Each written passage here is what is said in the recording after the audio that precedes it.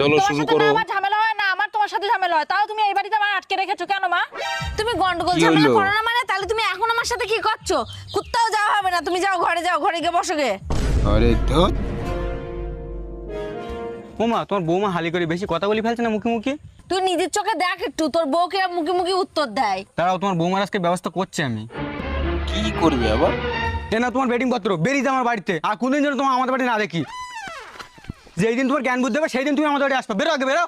কি ঠিক আছে, হলো তোমার ব্যাপারটা এবার? বুঝলাম না তো। ভালো হয়েছে, এবার আমি একটু শান্তি পেয়েছি। আরে অনামিকা দেখছিস তো তোর দাদা কিরাম ভালো, তোর বৌদির এবার জব্দ করতে পেরেছি আমি। কোথায় তুমি বৌদি জব্দ করতে পারলে? বৌদি তো তোমার বোকা বানাইতে বাপের বাড়ি চলে গেছে। সে কি? এই আমার বোকা কিভাবে? বানাইছে মানে? বৌদি বাপের বাড়ি যাবে বলে দাদার অনেকদিন তো বলছিল। ও পাঠাইতেছে দাদা এবার বুদ্ধি করে বৌদির বাপের বাড়ি। না, ছেলের বুদ্ধি আছে মানতে হবে।